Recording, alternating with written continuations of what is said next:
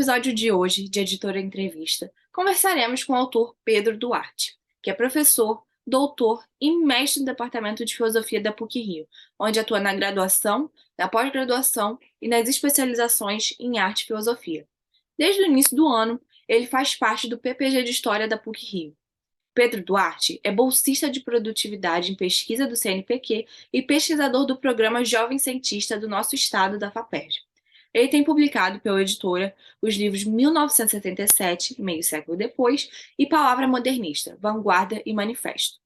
No bate-papo, falaremos sobre a sua trajetória acadêmica, como ele chegou aos seus temas de pesquisa e sobre os seus livros publicados pela editora. O livro é sobre 1967, que foi um livro organizado coletivamente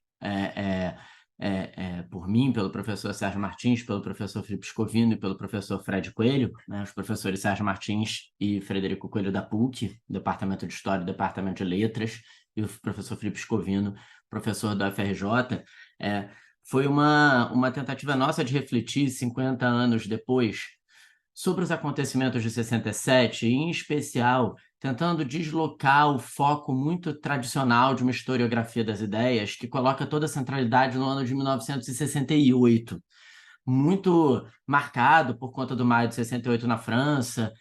o livro clássico do Zueni Ventura, O Ano que Não Terminou, no Brasil, sobre como aqueles acontecimentos juvenis, estudantis, de revoltas que tomaram as ruas numa espécie de sede de imaginação do presente e do futuro, marcaram uma época.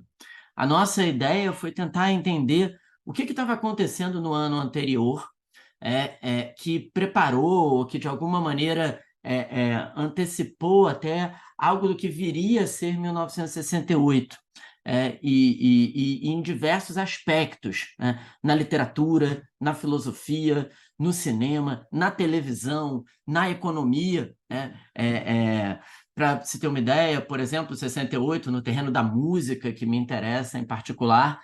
fica muito formalizado como o momento no qual a própria palavra tropicalismo apareceu numa coluna do Nelson Motta, nomeando o movimento capitaneado pelo Caetano Veloso.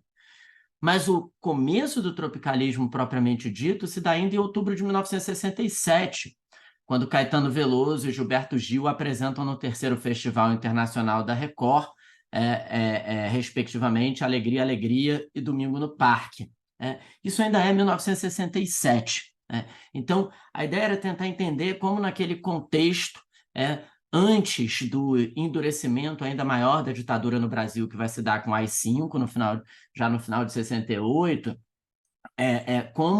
como em 1967 já se combinava essa espécie de intensificação artístico-cultural, com o cinema novo, com o tropicalismo, num clima, entretanto, de repressão e censura políticas. Como 1967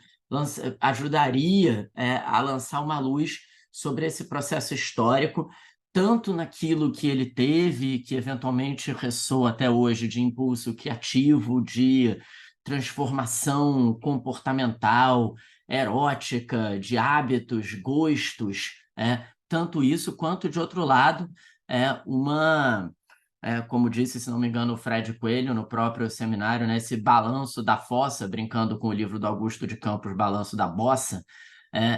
esse balanço da fossa depois do golpe de 1964, que frustrou as tentativas de transformação social que vinham se dando no período de democratização do Brasil até então. Então, essa espécie de jogo entre luz e sombra, entre criação e repressão, era o que interessava a gente chamar a atenção ao falar do ano de 1967, 50 anos depois, e, evidentemente, como sempre nesse tipo de debate, tentando pensar o que daquele ano de 1967, 50 anos depois, ainda nos dá a pensar, né? Ainda nos faz interrogar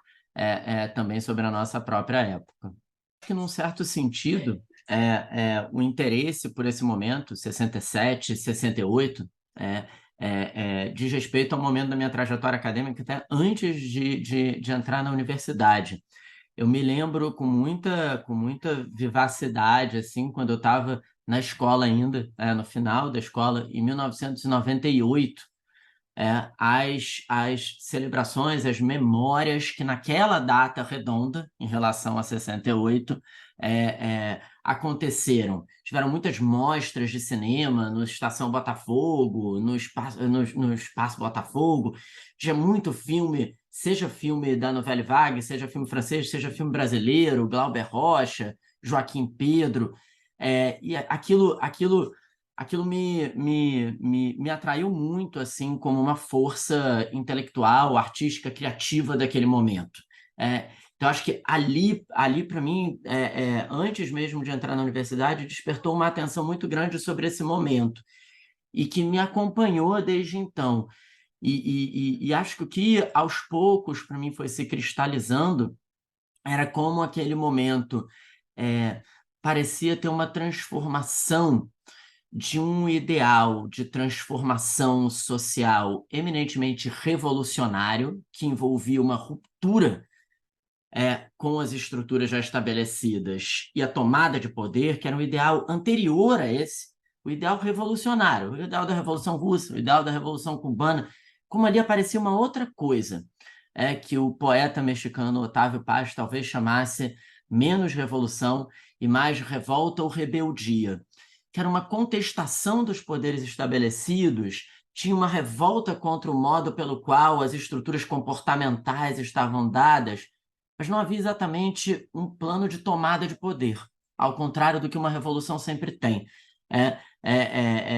Tanto que naquele momento, de fato, assim, de modo geral, as sedes do poder estabelecido não eram atacadas. Havia muita gente na rua, havia muita passeata, havia muita experimentação musical, estética, comportamental, erótica, mas não havia um projeto de tomada de poder propriamente dito. Isso me pareceu uma novidade daquele momento, muito atraente para se pensar o que significava essa maneira da crítica se estabelecer, sem um projeto de tomada de poder, como se a experimentação mais livre do presente tivesse adquirido uma importância talvez até maior do que um plano determinado de futuro. E me parece que, e não por acaso, nesse momento, essa dimensão política se expressa não só institucionalmente, mas se expressa comportamentalmente, se expressa muitas vezes até nessa emergência de outros conflitos, que não são só os conflitos de classe, embora eles permaneçam, mas conflitos, por exemplo, geracionais muito marcados. Acho que uma das novidades do final dos anos 60 foi ter transformado o que já apareceram nos anos 50 de maneira nítida, que é um grupo juventude muito nitidamente, com uma cultura própria, gostos próprios, transformar isso, ou levar isso a um embate, às vezes violento, às vezes mais afetivo, entre filhos e pais, jovens e adultos. Tem uma cultura juvenil que surge ali também. Digo que o embate às vezes não é tão bélico, porque eu estava lembrando, por exemplo, na música Mamãe Coragem, no disco Tropicalia ou Panis et Circenses, em que ela diz: mamãe, mamãe, não chore, a vida é assim, mas tem um certo afeto às vezes nisso, mas tem uma constituição de um grupo heterogêneo, evidentemente, mas marcadamente jovem, que aparece nesse momento reivindicando, basta lembrar de toda a contracultura, da cultura hippie, da ideia de sexo, drogas e rock and roll. Veja, parece muito menos tomada de poder revolucionária pelo proletariado do que experimentação comportamental. Então, a combinação dessas coisas, o aparecimento disso e o modo como isso deu à arte e ao pensamento um lugar muito importante, acho que foi o que mais me atraiu para pensar essa época.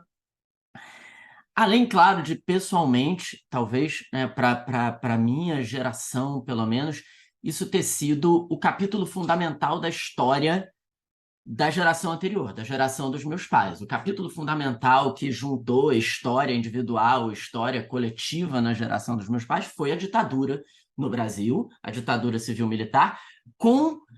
a correspondente crítica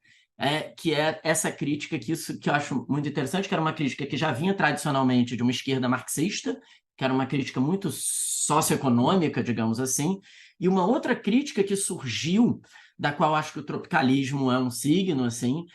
que é uma crítica talvez que ampliava esse escopo. E isso me parece de uma relevância contemporânea enorme, porque era como se tivesse explicitado mais ainda que o problema do Brasil é, por um lado, sim, a desigualdade socioeconômica, mas, por outro lado, o conservadorismo moral. E acho que isso a gente viu como, mesmo que institucionalmente tenha havido uma redemocratização depois da ditadura, em termos de raízes sociais, a força disso é muito grande. Acho que os últimos anos no Brasil foram muito evidentes sobre o problema que como diziam os tropicalistas, o problema que são as pessoas da sala de jantar ocupadas em nascer e morrer. É como um signo desse conservadorismo moral muito sufocante naquele momento para as novas gerações. Meu livro A Palavra Modernista, Vanguarda e Manifesto, o meu esforço foi falar desse movimento cujo signo costuma ser a semana de 22, e cujos principais autores costumam ser referidos como sendo Oswald de Andrade, Mário de Andrade,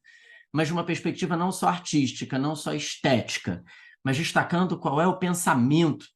desse movimento. Talvez até, se quisermos, um pensamento com uma dimensão filosófica. O livro A Palavra Modernista, Vanguarda e Manifesto, é parte de uma coleção, a coleção Modernismo Mais 90, que foi lançada quando a Semana de 22 fez 90 anos. E a ideia era que cada autor da coleção tivesse um tema, um assunto. Então, tem um livro sobre música, tem um livro sobre poesia, no meu caso, a ideia era que eu falasse sobre a ideia de modernismo.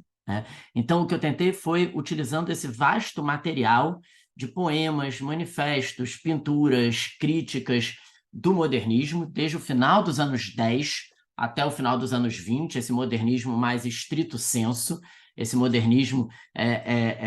que surgiu, sobretudo, em São Paulo, mas com uma tentativa de pensar o Brasil como um todo, tentar entender o que é esse pensamento sobre o Brasil, que é um pensamento que juntou a pretensão artística de vanguarda com a palavra de compreensão sobre o Brasil. A minha impressão fundamental é que esse modernismo, com Oswald de Andrade, o Mário de Andrade, eles tentaram fazer da arte a forma privilegiada de se pensar sobre o Brasil e, ao mesmo tempo, imaginaram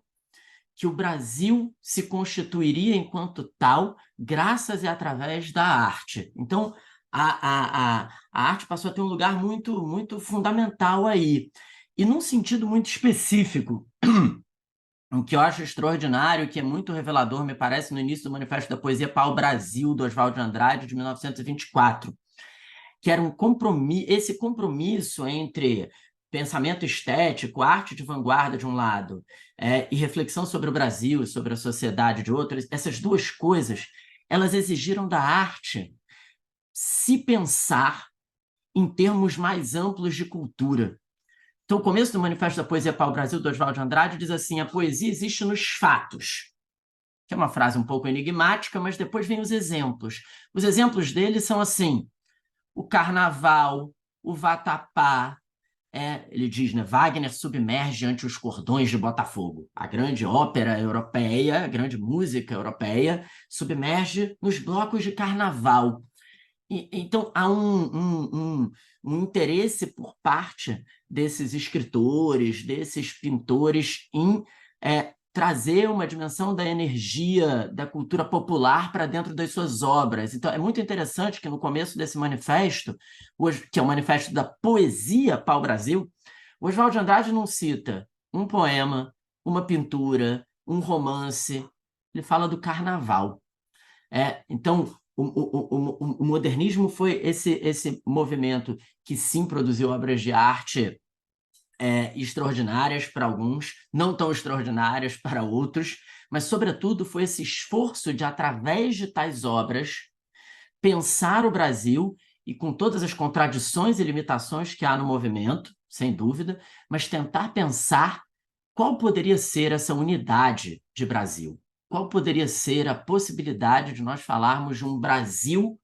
constituído através do que o Mário de Andrade já dizia nas suas viagens pelo Norte e pelo Nordeste? Como poderia ser esse Brasil constituído de Brasis?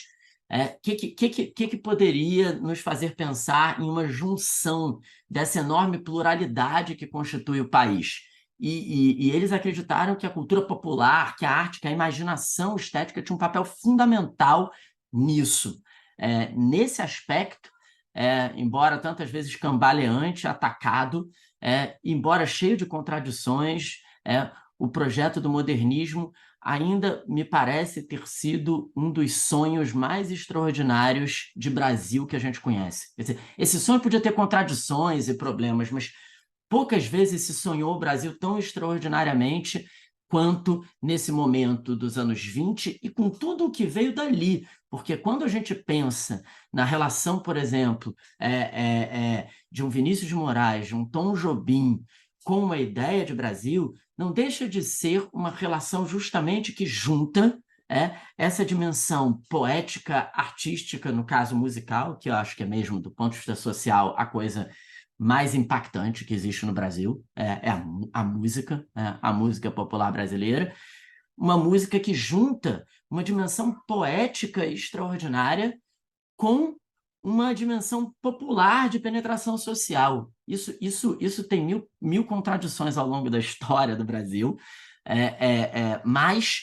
acho que ainda é um dos sonhos aos quais a gente pode se remeter quando a gente tenta pensar o que esse país tem de melhor e pode vir a ser. O interesse sobre modernismo, do qual iria resultar o livro A Palavra Modernista, Vanguarda e Manifesto, é muito atrelado à minha trajetória acadêmica na própria PUC-Rio. Eu entrei na PUC como aluno para fazer jornalismo e dois professores foram muito fundamentais para chamar minha atenção para o modernismo. O primeiro deles, na própria faculdade de jornalismo, o professor Renato Cordeiro Gomes, que já faleceu, que era professor da Letras também, com quem eu fiz um projeto de iniciação científica, PIBIC, atrelado ao projeto dele, que era um projeto sobre as representações literárias da cidade, na virada do século XIX para o XX e na virada do século XX para o XXI. Então, nessa virada do século XX para o XXI, a gente estudava autores mais contemporâneos, Rubem Fonseca, Bernardo Carvalho, na literatura nacional, e na virada do século XIX para o século XX, a gente estudava um conjunto de autores que envolvia João do Rio, que era a grande paixão do Renato, que é um autor maravilhoso, de crônicas sensacionais, Lima Barreto, um pouco do Machado de Assis e um pouco do modernismo. Uma vez que o modernismo é considerado na crítica literária um movimento muito importante para essa introdução do mundo urbano, da cidade, na literatura, na poesia brasileira. Então, teve esse primeiro momento, e depois eu fiquei muito assim, atraído por uma perspectiva filosófica de pensar o Brasil e o modernismo. E isso se deveu muito ao encontro com o professor Eduardo Jardim, do Departamento de Filosofia. Depois eu fui fazer mestrado e doutorado em filosofia, orientado pelo Eduardo, que hoje é um queridíssimo amigo. E o Eduardo é uma figura central dos estudos de modernismo, especialmente de Mário de Andrade. Escreveu a biografia do Mário de Andrade, ganhou o prêmio Jabuti com isso, enfim, depois. Mas eu assisti muitos cursos enquanto eu estava fazendo ainda jornalismo, que eram cursos, na verdade, do Departamento de Letras, com o Renato, do Departamento de Filosofia, com o Eduardo, e isso é uma coisa, acho muito saudável, muito positiva do ambiente universitário da PUC, com esse campus único em que você consegue transitar. Então, eu estava fazendo jornalismo e comunicação, mas estava na letras, estava na filosofia, e isso foi muito fundamental assim, para ir encontrando esse caminho em que, de fato, essas coisas se juntavam. Quer dizer, um movimento, em geral, considerado um movimento literário, estético, o modernismo, mas com uma abordagem filosófica em que a pergunta era: Quais são as ideias daquele movimento? Como aquele movimento pensa, como aquele movimento pensa o Brasil, que tipo de relações a gente pode encontrar entre a busca de uma ideia de futuro, a relação com a tradição, essa situação sui generis do modernismo no Brasil, em que, ao mesmo tempo, é uma vanguarda que busca o futuro, mas é também uma tentativa de construir uma tradição, não é uma mera ruptura com a tradição, né? O Mário de Andrade é o líder de um movimento de vanguarda, mas é também o elaborador de uma ideia sobre o que é a preservação histórica no país. Então, o contato com o Renato e com o Eduardo foi muito fundamental nessa minha trajetória acadêmica para chegar ao modernismo. E o Eduardo era foi o coordenador dessa coleção Modernismo mais 90, na qual o livro foi publicado, o livro A Palavra Modernista. E só de falar assim com você assim, me dá até uma certa nostalgia desses cursos, assim, porque depois a gente passa a dar muita aula e deixa de ter aula. E ter aula é uma coisa maravilhosa, ainda mais com bons professores como eles. Então, eu já tinha muito provavelmente um certo interesse assim pela ideia de Brasil, já li algumas coisas sobre isso, mas o momento de formulação mais acadêmica, intelectual propriamente disso, foi atrelado a esse momento e a essa trajetória. Muito obrigada pela conversa, Pedro, foi ótima. Caso alguém queira saber mais sobre os livros do Pedro Duarte, é só acessar nosso site Editora PUC Rio e até a próxima.